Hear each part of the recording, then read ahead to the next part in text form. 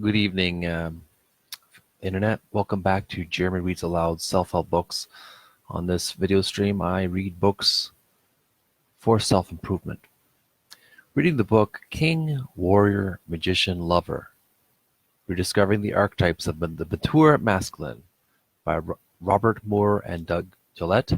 Get the book yourself. Click the Amazon link in the description. I appreciate if you would get the book yourself. We're on chapter 7, The Magician. Page 99, subheading, Historical Background. So here we go. Moving on. Historical background.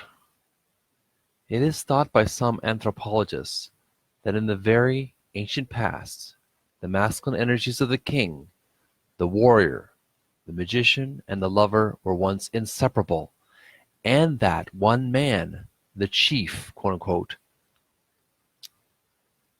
manifested all the functions of these archetypes in a holistic way.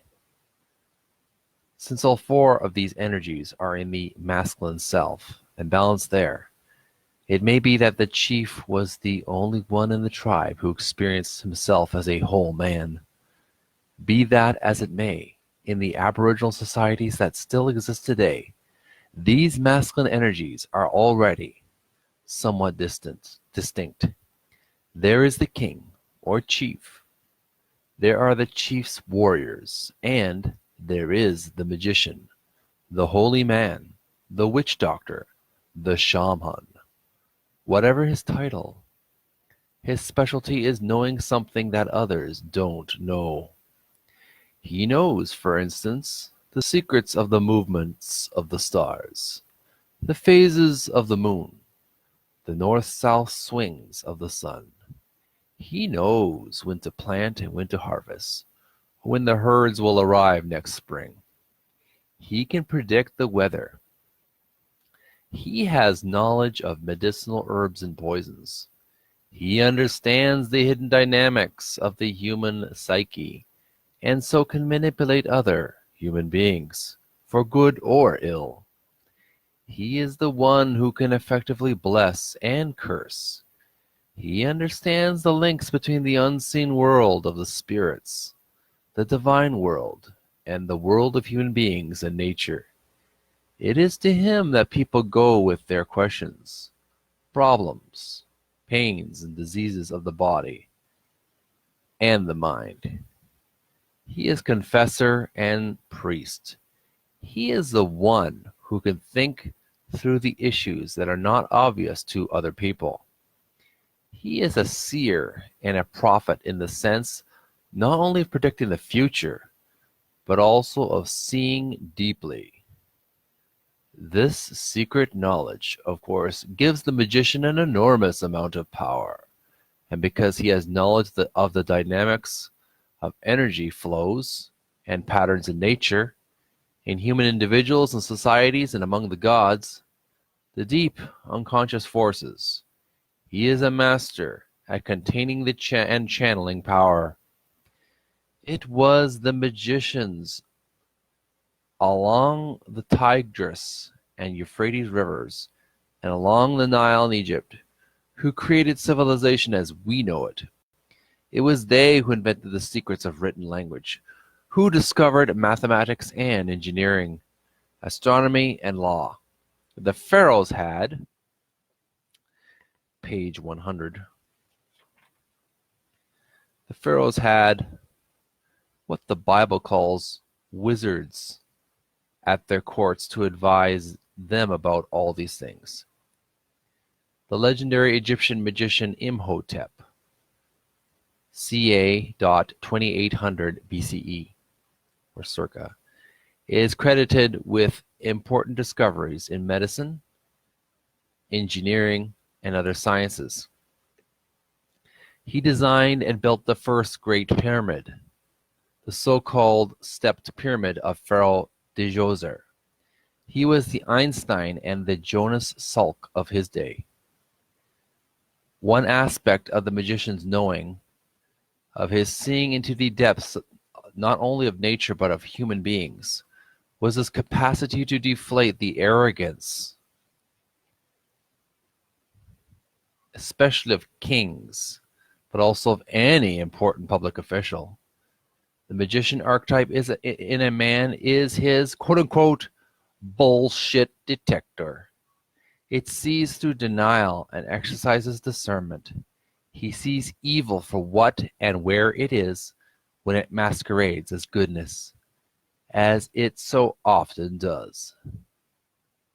In ancient times, when a king became possessed by his angry feelings and wanted to punish a village that had refused to pay its taxes, the magician, with measured and reasoning thinking, or with the stabbing blows of logic, would reawaken the king's conscience and make good sense by releasing him from his tempestuous mood. The court magician, in effect, was the king's psychotherapist.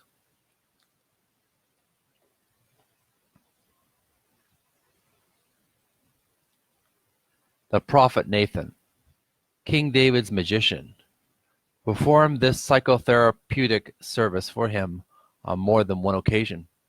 But especially dramatic is the Bathsheba incident, which we've already referred to. After David had his way with Bathsheba and had had her husband Uriah killed, Nathan came quietly into David's throne room and stood before him. Nathan then told David a story. He said that once upon a time there were two men, a rich man and a poor man. The rich man had many sheep.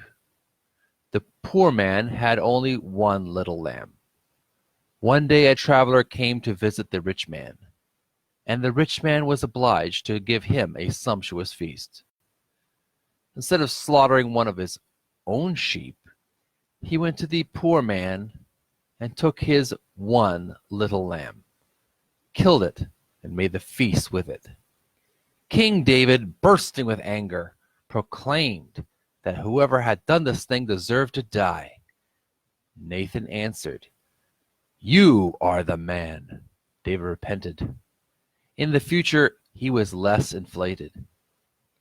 Merlin, King Arthur's magician, functioned much the same way for him. Merlin helped Arthur think things through and, in the process, sometimes deflated Arthur's arrogance.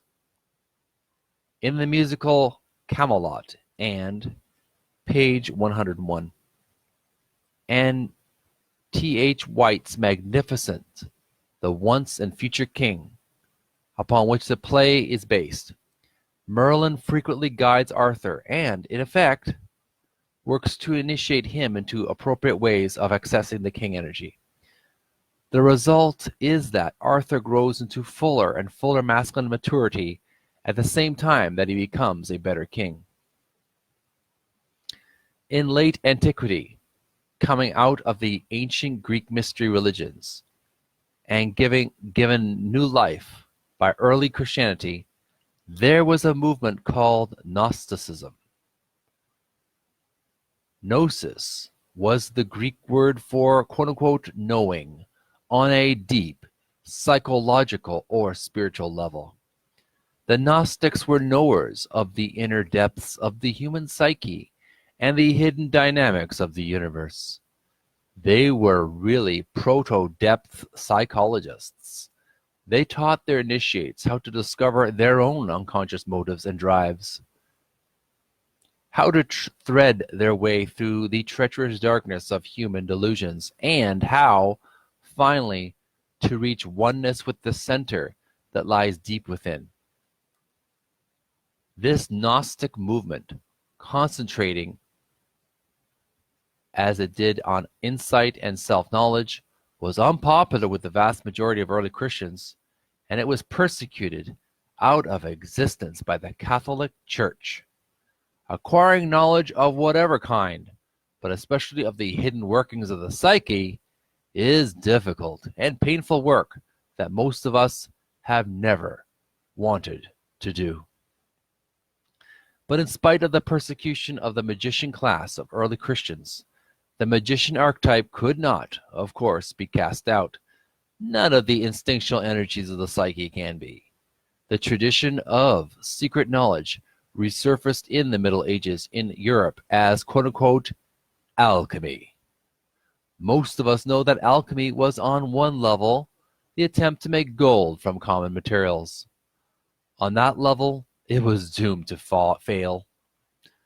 But what most of us don't realize is that alchemy was also a spiritual technique for helping the alchemists themselves achieve insight, self-awareness, and personal transformation. That is, initiation into greater maturity. In very large part, it was alchemy that gave birth to the modern sciences, certainly to the sciences of chemistry and physics. It is interesting to realize that our modern science, like the work of the ancient magicians, is also divided into two aspects. The first, quote-unquote, theoretical science is the knowing aspect of the magician energy.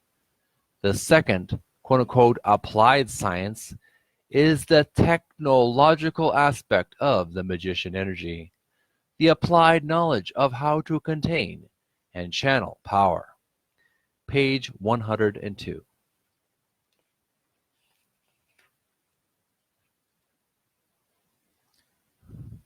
Ours is, we believe, the age of the magician, because it is a technological age.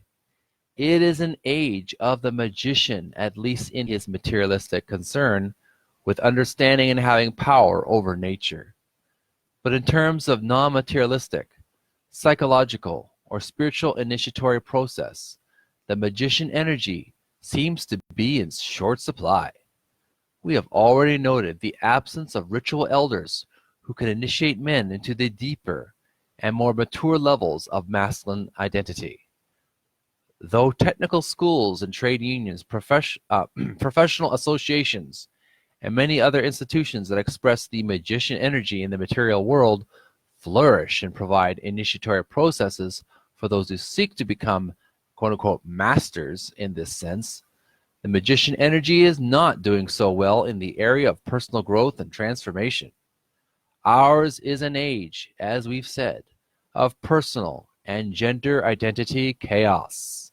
And chaos is always the result of inadequate accessing of the magician in some vital area of life.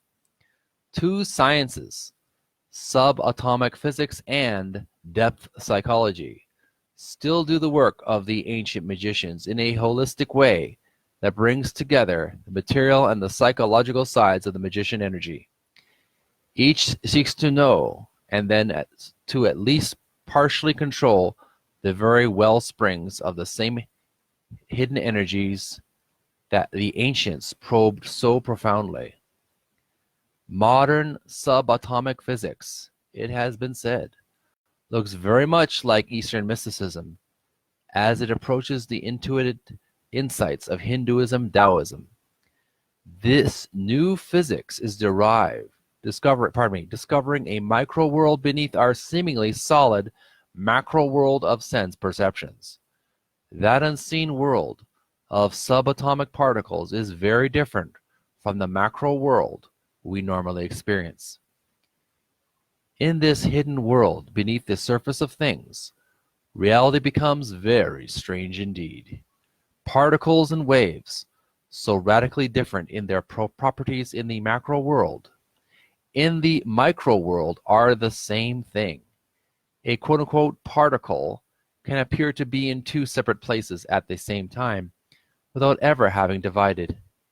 Matter loses its quote-unquote solidity and seems to be like gathered nodes of energy, concentrated in localized spots for more or less brief periods of time. Energy itself seems to arise out of an even more deeply concealed grid-like patterning of the void of space, which can no longer be viewed as quote-unquote nothing. Particles arise from this underlying energy field like waves on the ocean, only to subside or decay again into the nothingness from which they came. Questions arise about time.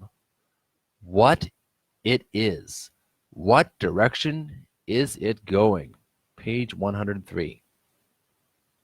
Does it ever reverse? Do certain kinds of subatomic particles travel backward in time and then reverse their direction to move in our time again? What is the origin of the universe and its final fate? In the light of these new discoveries and questions, old questions resurface. What is the nature of being and of non-being? Are there, in fact, the other dimensions that mathematics predicts? In what ways might they be equivalent to what the ancient religions called other quote-unquote planes or quote-unquote worlds? Physicians have entered the realm of truly hidden and secret knowledge. Physicists have entered the realm of truly hidden and secret knowledge. And they are moving in a world of thought that looks very much like the world of the ancient magician. The same is true of depth psychology. Jung, as he was making his first maps of the unconscious, was struck by the similarities between what he was discovering about the energy flows and the archetypal patterns in the human psyche and the quantum physics of, among others, Max Planck. Jung realized that he had stumbled into a vast world that modern people had largely neglected, a world of living images and symbols that rose and fell like the waves of energy that seem to account for our material universe. These archetypal realities, hidden in the deep void of the collective unconscious, seem to be the building blocks of our thoughts and feelings and of our habitual patterns of behaviors and reactions. Our macro world of personality. For Jung, this collective unconscious looked very much like the unseen energy fields of the subatomic physicists. And to Jung, both of these looked a lot like the mysterious underlying quote-unquote Pleroma described by the Gnostics. The conclusion of both modern physics and depth psychology is that things are not what they seem. What we experience as normal reality about ourselves and nature is only the tip of an iceberg that arises out of an unfathomable abyss. Knowing of this hidden realm is the province of the magician, and it is through the magician energy that we will come to understand our lives with a degree of profundity not dreamed of for at least 1,000 years of Western history. There are indications that Jung thought of himself as a magician. When asked once if he believed in God, he replied, in true Gnostic fashion, "I don't believe in God. I know." Some of his earliest followers have said that he imparted secrets to them that they could not reveal except to those initiated into the highest or deepest levels of psychic awareness. Page 104. Take this time to thank everybody for watching so far. I appreciate the love. I do appreciate it very much. Thank you. Page 104. This isn't mumbo jumbo. Every analyst knows that he or she must be careful how much to reveal to an unanalyzed end at any given time. The power of the unconscious energies is so great that if they are not controlled, contained, and channeled, if they are not accessed at just the right moment and in just the right dose, they may blow the ego structure to bits. Too much power without the proper quote-unquote transformers and the right amount of quote-unquote insulation to contain it will overload the analysan's circuits and destroy him. The revelation of secret information must be measured out, because there are reasons for its having been hidden from the ego in the first place. There is another area in our modern world in which the psychological and spiritual knowledge and energy channeling of the magician archetype are being revived. This is the area of the so-called occult. There are so many ritual magicians from all walks of life: bankers, computer operators, housewives, chemical engineers, and many others, who do their daylight work like other people and then retire to their real work, mostly at night, in which they seek initiation into quote-unquote higher planes. They contact what they call quote-unquote entities, who teach them how to see more deeply and how to use the power that becomes available to them for good and for ill. Pardon me.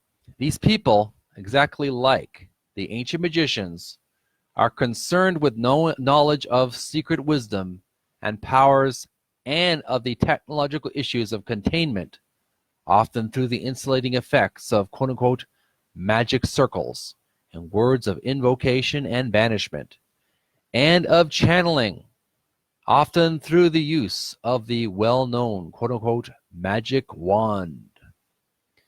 For all ritual process and for all deep knowing and controlling of energies of any kind, the issue of sacred space arises. Sacred space is the container of raw power, the step-down transformer that insulates and then channels the energies that are drawn into it. It is the reactor shield in the nuclear power plant. It is the sanctuary of the church. It is the hymns and the standard prayers and invocations and blessings used to invoke the divine power and then to shield the believers from its raw intensity, while at the same time providing them access to it. There is a fascinating story in the Bible about this issue of containment and sacred space. King David and his army have recaptured the Ark of the Covenant, a sort of portable generating station for the, page 105, for the power of Yahweh from the Philistines. They are transporting it back to Jerusalem when the oxen pulling the cart with the ark on it stumble. The ark starts to go over. A soldier walking beside the cart instinctively reaches up and touches the ark to steady it. He's immediately killed because only the priests, the magicians trained in the knowledge of how to handle the quote-unquote reactor core of the power of God can touch it. They know the secret of insulation. They know how to contain and channel Yahweh's power on earth. The unfortunate soldier, for all his good intentions, did not. In the movie Raiders of the Lost Ark, we see a modern-day treatment of the generating power of the Ark theme. Here, Indiana Jones is racing the Nazis to find the Ark and then to use the enormous power of this ancient technology. The Nazis get to it first. There is a wonderful scene in which the Nazi commander, robed in the ceremonial garb, is reciting the ritual invocations to activate the Ark's power. He's flipping the quote-unquote on switch. But he's evidently not a magician, because once he's got the Ark going, he doesn't know how to contain the forces he has let loose. He can't find the quote-unquote off switch. The power of Yahweh gets loose, and absent the magician as knower and technician, it atomizes the Nazi army. A similar theme appears in a sequence in Walt Disney's Fantasia. Mickey Mouse, the sorcerer's apprentice, has been left with the job of mopping the workroom of his master. The sorcerer, or magician, rather than do the work in the conventional way with elbow grease, he decides to use magic power. He activates the mop and bucket, and at first all goes well. But then the power he has released gets out of hand. He's only an apprentice after all, and he doesn't know how to contain the energy he has set in motion. The mops and buckets begin to multiply. The scene becomes frantic, as unfortunate Mickey can't find the right words to stop this explosion of power. The mops and buckets keep dumping water into the room till the apprentice is awash in a rising tide and threatened with drowning. Only the master's return saves the day. With subatomic physics, all too often we have discovered, belatedly, that our knowledge and technology of containment have been inadequate. The Soviet disaster at Chernobyl is the most dramatic and the most unfortunate example. Page 106.